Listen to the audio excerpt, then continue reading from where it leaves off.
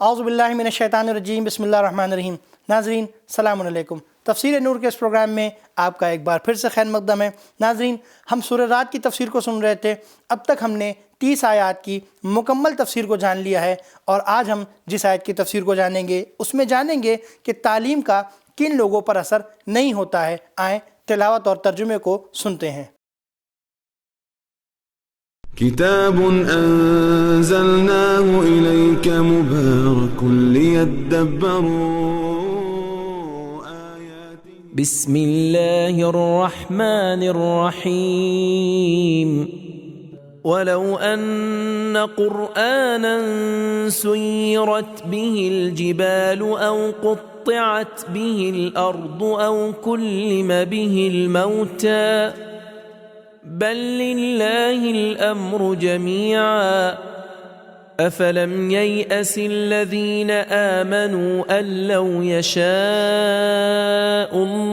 लहदन्नास जमीआ वला यज़ालुल्लज़ीन कफ़रू तुसीबुहुम बिमा सनऊ क़ारिअतुन औ तहुल्लु क़रीबन मिन दारिहिम हत्ता यअतिय वअदुल्लाह इन्नल्लाह ला युख़्लिफ़ुल मिआद। अगर कोई कुरान ऐसा होता जिससे पहाड़ चल पड़ते या जमीन फट जाती या मुर्दे कलाम करते तो फिर भी ये लोग ईमान न लाते, बल्कि ये तमाम काम अल्लाह के हाथ में है। क्या अहले ईमान पर ये बात रोशन नहीं हुई कि अगर अल्लाह चाहता तो तमाम इंसानों को हिदायत दे देता और उन काफिरों पर उनके अमाल की वजह से आफत आती रहेगी या उनके घरों के करीब मुसीबत आती रहेगी, यहाँ तक कि अल्लाह का वादा आ पहुँचे। यकीनन अल्लाह अपने वादे के खिलाफ नहीं करता।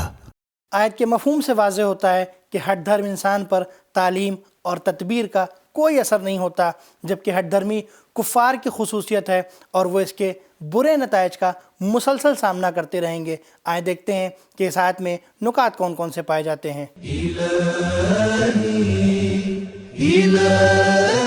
अलिफ, यह आयत करीमा कुफार की अदावत और हठ धर्मी को बयान करती है। इस आयत की मिसल सूरह अनआम की आयत नंबर 111 है, जिसमें अल्लाह ताला का फरमान है, अगर हम उन पर फरिश्ते नाजिल करें और उनके मुर्दे बातें करें और तमाम चीजें उनके साथ महशूर हों, फिर भी वो ईमान नहीं लाएंगे। बे, कुरान करीम एक ऐसी किताब है जिसने पहाड़ों से भी सख्त तरीन चीजों को हिला कर रख दिया, हर किस्म के मुर्दों को जिंदा किया और हर अरब के संग दिल और हठ धर्म और अक्ल दानिश से कोसों दूर लोगों को हयात बख्शी। अगर कोई ऐसी किताब से जो पहाड़ों को चला दे और मुर्दों को जिंदा कर दे तो वो यही कुरान करीम है, जिसके बारे में फरमान है, अवमन कान मैतन फअहयैनाहु। तफसीर साफी। जीम, हजरत इमाम मूसा काज़िम अलैहिस्सलाम इरशाद फरमाते हैं कि कुरान करीम में ऐसे उलूम और रुमूज हैं कि जिनके जरिए कायनात के सरबस्ता राजों से पर्दे उठाए जा सकते हैं और उस पर तसर्रुफ किया जा सकता है। सुय्यरत बिही औ क़ुत्तिअत बिही औ कुल्लिम बिही। इमाम मूसा काज़िम अलैहिस्सलाम के कौल के मुताबिक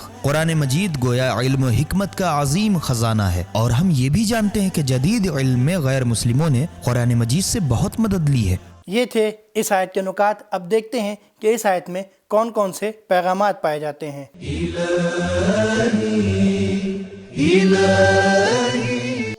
नंबर 1, इस इंतजार तवक्को में न रहें कि तमाम लोग ईमान ले आएंगे। लौ यशाउल्लाहु लहदन्नास जमीआ। नंबर 2, अदावत हठ धर्मी और जिद्द व इनाद इंसानी मुआशरे का खासा रहा है। अगर कोई हक़ व हकीकत का मुतलाशी होता है तो उसके ईमान के लिए सिर्फ एक मोजज़ा भी काफी होता है। कुरआनन सुय्यरत बिही औ क़ुत्तिअत बिही औ कुल्लिम बिही। नंबर 3, जब इलाही नुक्ता नजर से इंसान कायनात के निजाम को देखता है तो वो इस नतीजे पर पहुंचता है कि सब उमूर अल्लाह के हाथ में है। बलिल्लाहुल अम्रु जमीआ। नंबर 4, मोजज़ा इलाही इरादे से मारिज़े वजूद में आता है, जिद्दी मिजाज और हवा व हवस के परस्तारों की फरमाइश पर नहीं, बलिल्लाहिल अम्रु जमीआ। नंबर 5, इलाही इरादा इंसान के अख्तियारी तौर पर हिदायत कबूल करने में होता है, अज़राहे जब्र इकराह नहीं होता। अल्लाहु यशाउल्लाहु لهدى الناس جميعا، یہی پیغام سورہ بقرہ کی آیت نمبر 256 میں بھی آیا ہے، لا اکراہ فی الدین،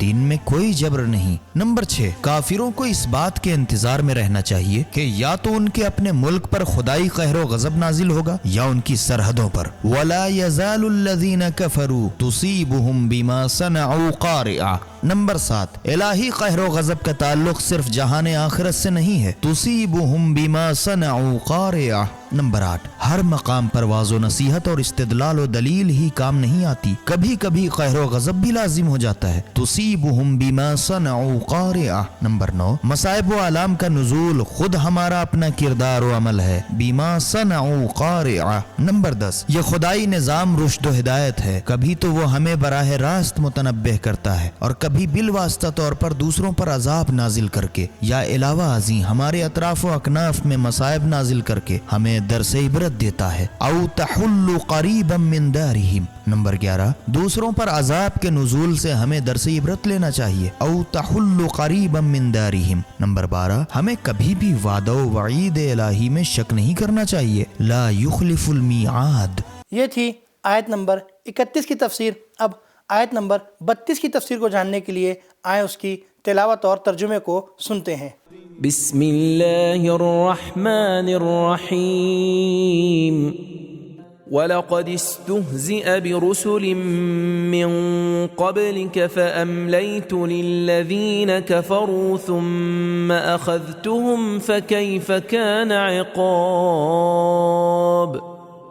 اور آپ سے قبل بھی بہت سے پیغمبروں کا مذاق اڑایا گیا، تو میں نے کافروں کو ڈھیل دی، پھر انہیں گرفت میں لے لیا، تو دیکھ لو کہ میرا عذاب کیسا شدید تھا۔ ہمارے نبی کا مذاق اڑانا کفار کے لیے کوئی نئی بات نہیں تھی، اس لیے کہ اس سے پہلے انہوں نے گزشتہ انبیاء کا بھی مذاق اڑایا ہے اور پروردگار انہیں ڈھیل دیتا ہے اور پھر بعد میں عذاب کی صورت میں سخت ترین سزا دیتا ہے۔ اب دیکھتے ہیں کہ پروردگار عالم نے اس آیت میں کون کون سے پیغامات رکھے ہیں۔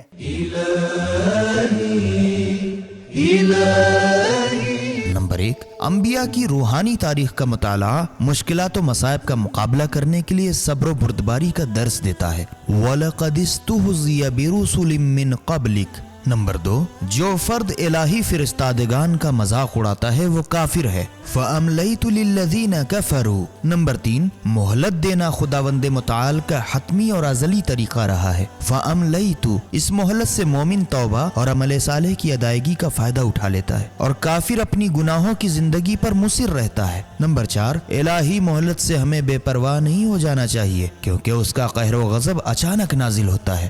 ثم اخذتهم۔ نمبر 5، اگر آپ کسی کو کسی کام پر مامور کرتے ہیں تو اسے اس ماموریت کے ساتھ یہ بھی سمجھا دینا چاہیے کہ مشکلات اور مصائب کا سامنا بھی کرنا پڑے گا، علاوہ ازیں اس کے علاوہ اس کی حوصلہ افزائی بھی کرنی چاہیے۔ فَكَيْفَ كَانَ عِقَابِ۔ یہ تھی آج کی آیات کی تفسیر۔ انشاءاللہ اور تفسیر کے ساتھ پھر ملاقات ہوگی، تب تک کے لیے شکریہ، خدا حافظ۔